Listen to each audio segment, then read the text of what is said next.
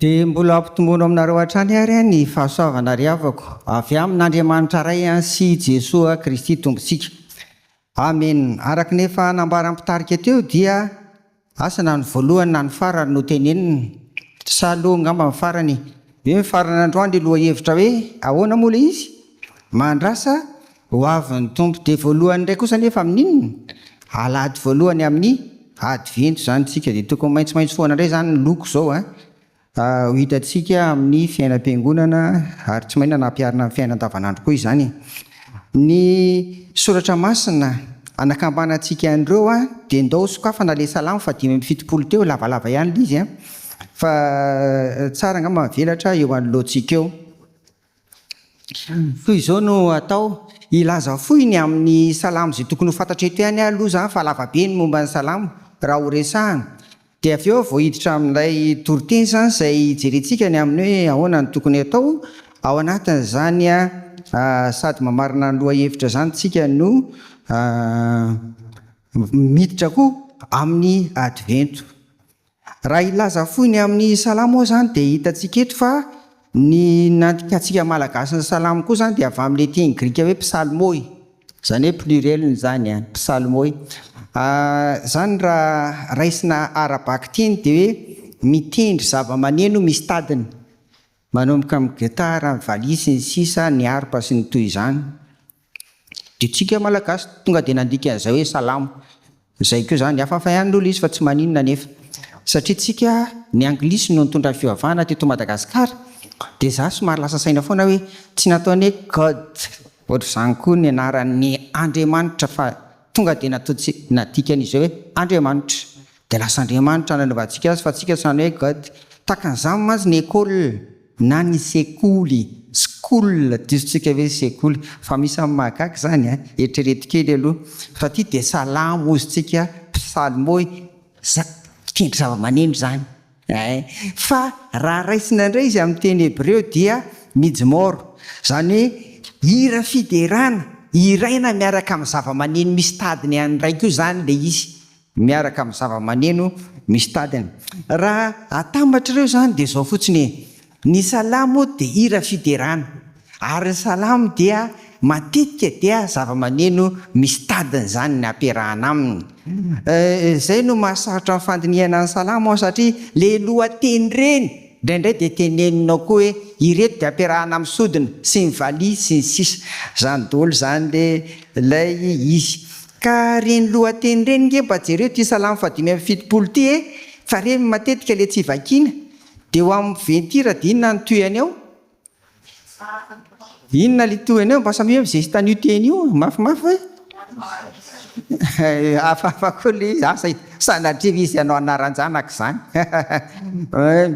Fa za efa nalala fa misy olona any manananan-janaka salamo eny ary. Reny lohateny reny zany ty le attaché ty dia midika hoe ne détruis pas, zany hoe aza ravana, aza simbana, tsy rava, tsimbo, zany azo andikana azy. Dia inona mety nahatonga an'izay? Raha jerenareo koa moa zany ny salamo 7:50 eo amin'ny 2:1, zany hoe salamo 5:70 sy ny salamo 7:57 zany dia mitovy zany reo.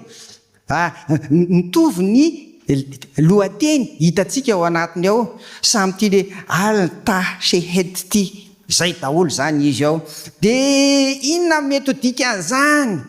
Dia mety ho dikan'izany zany dia hoe mety io ny hita tamin'ireo andihan'ireo dia le etikety kely na lohateny voalohany hita tamin'io dia io le hoe aza ravana, aza simbany, tsy simba na tsy rava koa zany. Zany dikany. Dikan'izay zany dia milaza maninona ary nataondry zareo negatif ale izy. Natao fa raha ataontsika positif zany dia maninona? Inona ny tsy rava? Inona ny tsy rava? Aoreno mafy. Zay zany izy.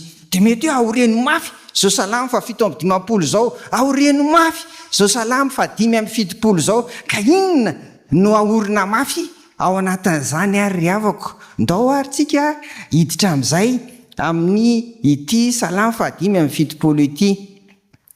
Hitantsika eto fa na le salamo fa 7:20 resahako teo na ity de izy zany nanao azy jereo le lohateny ihany koa Iasafa zany de tompon'andraikitra tamin'ny hira sy mozika tamin'ny androny Davida tao amin'ny tempoly de levita izy mazava be arak'izany de raha hiditra amin'ity salamo 5:70 ity isika de tsy maintsy mijerytsika ny salamo 7:70 eo alohany de ny salamo 4:70 alohany ary tonga eto amin'ny 5:70 zany satria zao ny salamo 7:70 dia inona ny hitantsika ao somary ny alina ny fahombiazana sy ny zava-tsoa azon'inona ny ratsy fanahy zay ka saika mibolasitra hoy Asafa zany tena ohatran'ny alina kosa ohatran'ny tady tratra mifakapanahy hoe ahoana kosa ary ny ratsy ny mahomby ahoana ny anazy ny sabakaka mampidi-drango kitsy ny anay ty to zay nambolena tsy maniry nasosoka matimaso ozan'ny malagasy zany eo aloha eo hitantsika zay rehefa aveo zay lefa 7:70 tady alina tady tratra mifakapanahy ialina amin'ny fahombiazan'ny ratsy fanahy de mandeha eo amin'ny 4:70 indray tonga de jereo fotsiny ny lohateny hitanareo amin'ny baiboly malagasy eo fa hoe natao zany zao le maskila zany fampianarana indrindrindrindra fa de zao zany izy Iasafa zany de mitala ho amin'Andriamanitra noho ny fahasimbahana na faharavan'ny tempoly fitarainana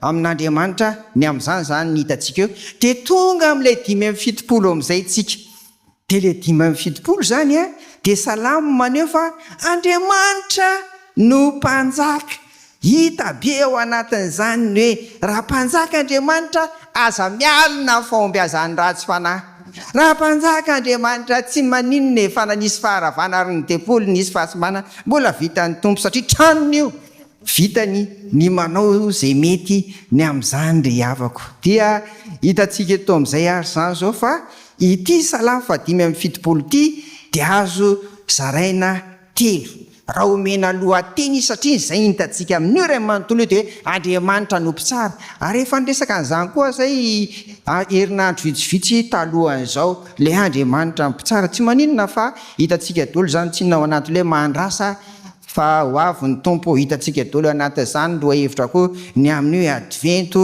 sy fiandrasantsika ny fiavian'ny tompo daholo zany mizara telo zany ty salamo 5:70 ity voalohany ny fiandrianan'Andriamanitra eo amin'ny firenena rehetra faharoa ny fitsaran'Andriamanitra ny ratsy fanahy na ny priare na ny ratsy fanahy priare ary ny fahatelo ny fanandratana ny marina doharantsika hiditra amin'ny voalohany ny fiandrianan'Andriamanitra eo amin'ny firenena rehetra andininy voalohany sy ny andininy faharoa no ahitantsika an'izany vao manomboka ry avako ny salamo 5:70 dia fanandratana sy fanomezam-boninahitra an'izy no hitantsika eo an'Andriamanitra zay no hitantsika eto zany satria nahoana akaiky n'inona akaiky ny anarany ny dikan'izany zany dia eo ankilan'ny olona moratsona kely ity Andriamanitra ity zay mihitsy zany izy ary le anarany eto io le anarany hoe Andriamanitra io de hitantsika koa ary amin'ny famoronana le Elohim ary amin'ny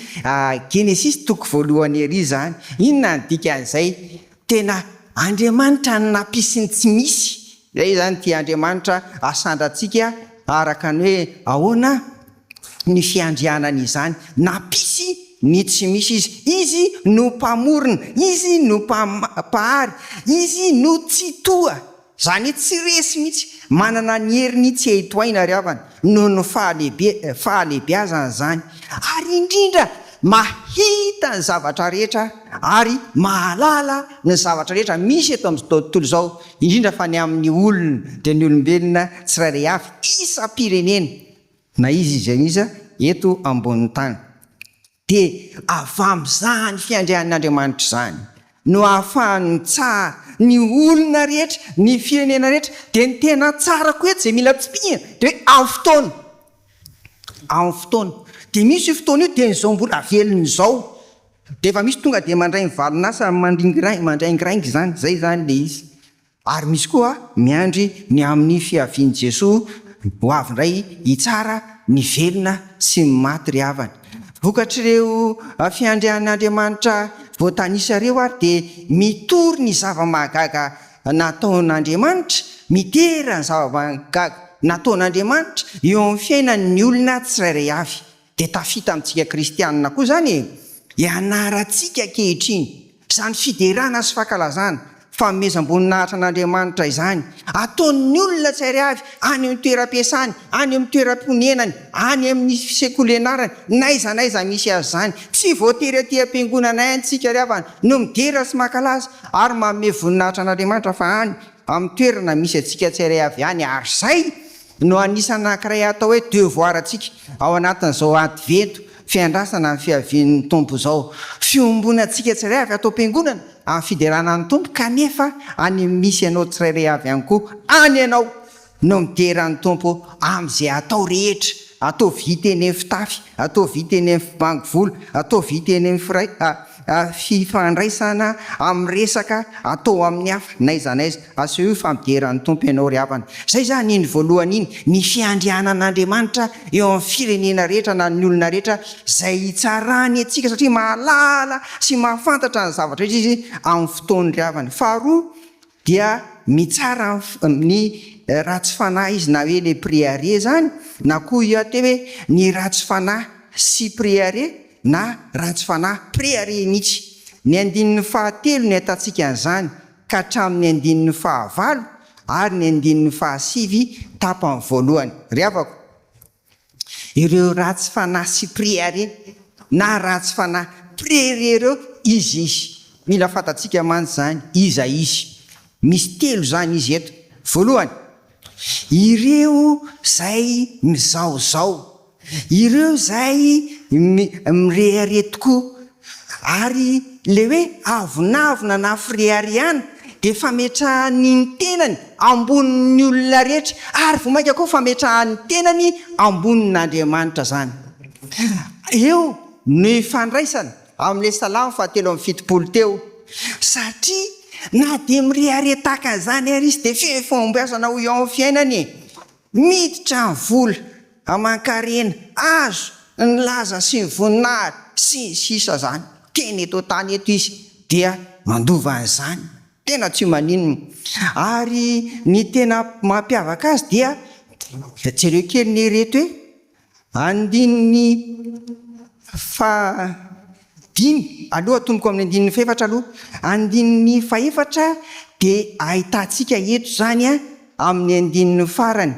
Ndonge mba vakitsika tapany farany amin'ny andininy faefatra, ndao ary vakitsika amin'ny anaran'i Jesosy, ndao ary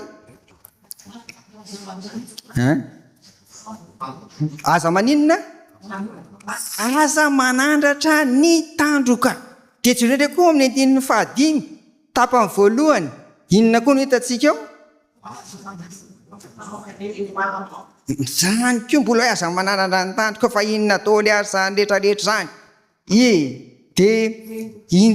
inefatra no ahitantsika an'izany eto. Jereo nge farany eo amin'ny andininy farany mihitsy no ahitantsika azy miverina indroa koa. Efa ntansaitsika teo le andininy faefatra sy andininy fahadimy dia eto izy miverina koa le tandroka. Ndonge mba vakinareo mafy ary andininy fahafolo amin'ny anaran'i Jesosy, ary ny tandroky ny ratsy fanahy rehetra ho tapahiko, fa ny tandroky ny marina kosa no asandratro. Hoy taminareo teo hoe ireo préaré ireo dia le mametraka ny tenany mihitsy ambonin'ny olona, ary indrindra ambonin'Andriamanitra loharan'ny fahotana rehetra izany. Fa eto dia mbola asehony koa, satria asandrany ny tandrony. Ny tandroka atao amin'ny soratra masina, indrindra atao amin'ny testamenta taloha, dia ilazanany amin'ny hery zany ry havana, ary raisina sary avy amin'ny omby zany, fa tsy misy barea zany, zay zany, tsy misy afa-tsy ny tandroka no entiny miady sy andraisen'ny fahavalo zany, maneho ny hery zany io. Ka ireo mpiavonavina, ireo préaré, ireo ratsy fanahy ireo dia anehon'ny heriny mihitsy, ary ataony mahita azy, manodidina azy ray manontolo, na amin'ny fiteniny zany, na amin'ny fietsiny zany, ary amin'ny fananany koa zany, indrindra zay fiara hika-farany, ary zany no entiny mandehandeha mihitsy mitety tanàna, klaksonena kely rehefa hiditra ny tanàna sy ny sisa, an'izany zany le hitantsika eto amin'ity sarisary ity. Voalohany zany ireo préari ireo dia ireo le mizaozao, ireo tianio ny heriny, feno avinavina ny fony, ary indrindra tia metraka ny tenany amboniny rehetra sy ambonin'Andriamanitra. Fa faharoa ambary eto koa fa ireo ratsy fanahy tsy iza akory zany fa ireo manao an'Andriamanitra ho tsy misy, indrindra raha misy azony azahoana anao zany. Ireo manao an'Andriamanitra tsy misy, ireo le mitsambiky mikipy zany hoy ny tenitsika malagasy. Ry havana, avy aminy no nazahoana ny zavatra rehetra tsinona izy zany Andriamanitra, kanefa ireo le préari dia mihevitra fa avy amin'ny tenany no nazahoany koa an'ireo zavatra rehetra eo amin'ny fiainan'ireo. Na dia mideran'Andriamanitra azy izy amin'izany fideraderan'ny tenany zany afangarony eo, dia mety molotra fotsiny fa ny any am-pontsy ny any amin'ny sainy any tena tsy ao mihitsy ry havana. Eny zay indray zany ireo le ratsy fanahy. Ary fahatelo sady farany araka nambarako teo dia izao, tena tsy mino an'Andriamanitra ireo le ratsy fanahy na préari ireo zany, satria tsy mbola nanjakany Jesosy fony, tsy mbola voaforafo izy, tsy mbola babon'i Jesosy ny fony ry havana amin'ny fiainany andavanandro zany. Mbola le izy tenany no manjaka eo amin'ny fiainany andavanandro zany. Tena hitantsika eto fa andraingirangy izy ary zay no mampatahotra amin'ity ilay soratra masina hitantsika eto ity zany, fa ny 15 dia mampiseho amintsika fa tena misy fahatezeran'Andriamanitra mirehitra amin'ireo le préari, amin'ireo le ratsy fanahy reo, satria izao manamboatra divay Andriamanitra dia aroarony zavatra samihafa zay mampitondra faisana, ary tsy amelany raha tsy misotro an'izany hatramin'ny goto farany. Tena madio mihitsy zany ilay kopy na le vera na le inona isotroana azy eo. Fahatezeran'Andriamanitra mirehitra ny dikan'izany, zany hoe hiatra amin'ny fiainany. Soratra masina eto milazantsika zany hiatra amin'ny fiainany ilay Andriamanitra mpitsara, ny misotro tokoa ny divay ny fahatezeran'Andriamanitra. Tena mpamindra fo Andriamanitra, fa amin'izay fotoana izay dia tsisy famindram-potsony ry havana. Ary eo no mampametritra antsika ny fotoanany advento amin'Andriamanitra dia fotoana ny famindram-po. Izay koa zany le izy, tena fotoana ny famindram-po ny advento. Fa dia asakasakitsika izay mety an-daniny fotoana sy zavatra tokony atao samihafa hoe reto ny tiako atao sy ny sisa, fa tena tokony hoe miandry, dia tena miandry ny fiavian'ny tompo, satria ho tonga amin'ny fotoana tsy fantatra izy. Hita teo hoe amin'ny fotoanan'Andriamanitra. Ry havako, tsisy afa-mialitsika zany na iza amin'izany fitsaran'Andriamanitra zany. Ny olona tsirairay avy, ny fotoana tsirairay, ny firenena tsirairay avy, ary tonga izy amin'ny fotoanany.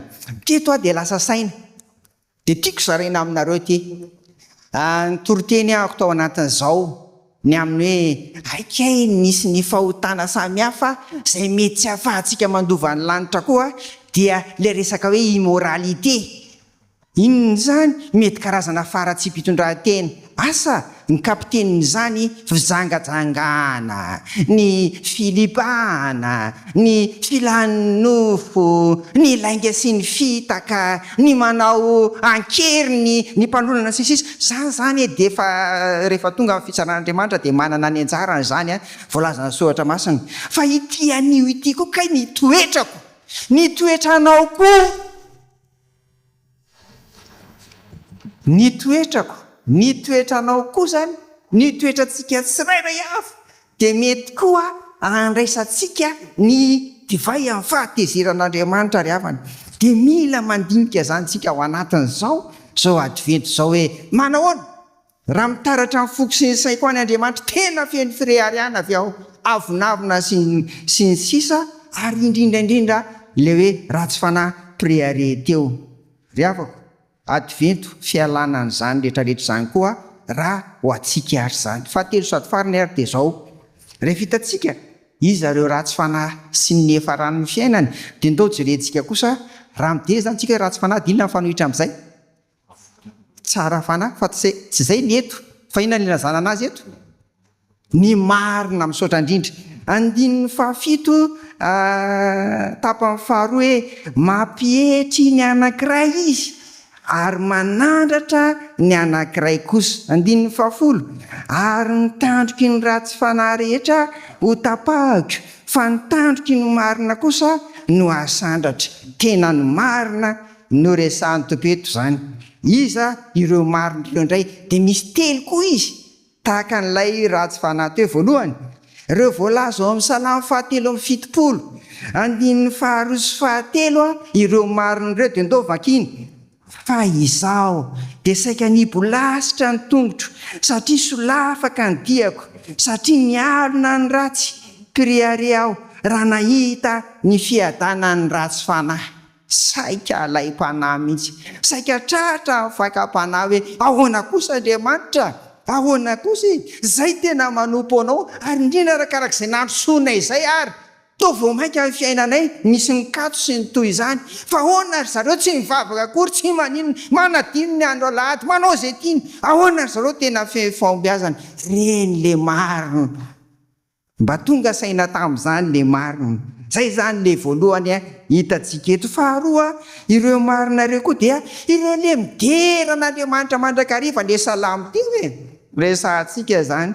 Zava-dehibe io akaiky izy ny anaranao dia mideran'Andriamanitra ny olony ny vahoakany. Ireo le mideran'Andriamanitra mandrakariva amin'ny fiainany na manahoana zava-misy mametsiny olona hafa, tsy kivy amin'izao fiainana izao, mandroso mandrakariva satria akaiky Andriamanitra eo ankilantsika eo. Sekoly hita izany antsika izay zavatra miseho amin'ny fiainana andavanandro. Ireo mpideran'Andriamanitra zany ireo tenenina hoe marina reo. Ary fahatelo ireo makatoy ny tenin'Andriamanitra, vonina ny hanompo azy mandrakariva, mahatoky azy na inona zavatsarotra miseho amin'ny fiainany.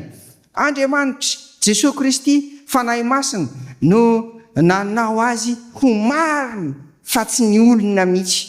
Tsy ny olona mihitsy manao tena marina fa fijerin'ny olona mbola hafa. Fa dia Andriamanitra resy zanaka fanahy masina no manamarina antsika ry havana ary manome antsika izany fahamarinana izany. Dia mamporisika antsika ary aza kivy raha misy ny zavatra miseho amin'ny fiainana andavanandro raha ka hoe mahita ny hafa, aza mijery ny hafa mihitsy. Fa zao eo ampiandrasantsika amin'ny fiavin'ny Tompo ary indrindra amin'izao andron'ny andro veto zao dia atsapantsika fa tsy mora koa ny miaina ao anatin'izany fahamarinana izany. Fa arakaraka ny anaovanao marina ary indraindray koa no anenjehan'ny hafa anao ry havana. Mety aretana ny mafy arak'izany ny maha olo marina. Maha olo marina anao koa dia mahereza fa Andriamanitra raisy zanaka fanahy masina dia mahitantsika ary zay no natonga azy niteny amin'ny Apokalipsy 3:7-10 teo. Hoe iaretana fanenjehana, iaretana zay mety ho tsikery, zay mety ho fiheveran'ny olona anao, mety ho fosafosa, mety teny ratsy ambadika any tsy fatra daholo. Dia zao no tenin'ny Tompo ho an'ny marina. Apokalipsy 3:7-10 satria efa nitandrina ny teniko ny amin'ny faharetana ianao, izaho kosa hiaro anao ho voavonjy amin'ny andro fakam-panahy zay efa hiatra amin'izao tontolo izao, ho fizahan'ny toetra zay monina ambonin'ny tany. Ho afainga anao tany mafy zay anananao mba tsy hisy aka ny satroboninahitra ao. Inona ny dikan'izay? Jesosy mihitsy no miaro ny marina. Faharoa, Jesosy koa no manome satroboninahitra varosoa ho an'ny marina ry havana. Tazony ao amin'ny fiainana mandrakariva, aza mijery ny hafa zay pitsika ny fanao anatinao, fa zay ny asan'ny fahamarinana dia taterao ry havana amin'ny fiainao andavanandro ary indrindra amin'ny fiainam-panomponao. Ny ratsy fanahy miezaka manao ny ataony eto amin'izao tontolo izao amin'ny fiainana isanandro satria izay no heveriny fa mampety sy mahatsara amin'ny fiainana, fa tsisy maharo azy rehefa ho avy tapoka ny Tompo ao anatin'izany. Faharoa, mbola mafisiny Jesosy koa ry havako ity ataony amin'ny marina ity. Dia hoy izy tao amin'ny Luka 2:20-12 teo, vakiko araka ny DM Marie zao dia zao vola zao, nefa tsy soverina dia sy ny amolo iray amin'ny lohanareo azy, aoka ho ampaharetana no azahoanareo ny famonjena ny ainareo. Inona zany? Na inona ninona miseho amin'izao fiainana izao. Ho avy Andriamanitra, ho avy Jesosy, hitsara izy hiavakeo ny ratsy fanahy, ny prehare, ny mpiavonavina hiavakeo izany. Aza manaraka, aza mety ho alaim-panahy amin'ireny na dia hita aza amin'ny fahombiazana. Sambatra izy amin'izao fiainana izao satria nahazo izay nilay sy niriny tsy maninona izany.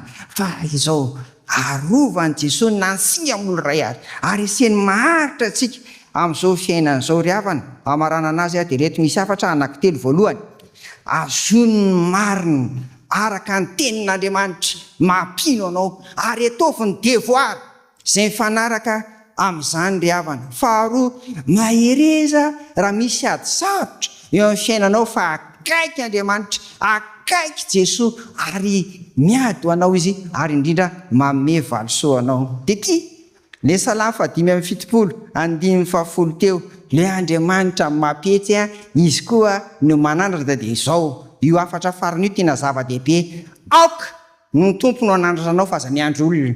Aza manantena mihitsy koa na hoe tsy maintsy hain'ny olona no anandratra anao sy ampirehare anao sy ny tahaka izany. Tsia andraso fa Andriamanitra ihany araka io ambaran'io, izy no manandratra ny olona rehetra. Dia mahereza amin'ny tompo ary sy amin'ny herin'ny faherezany ry havako. Amen.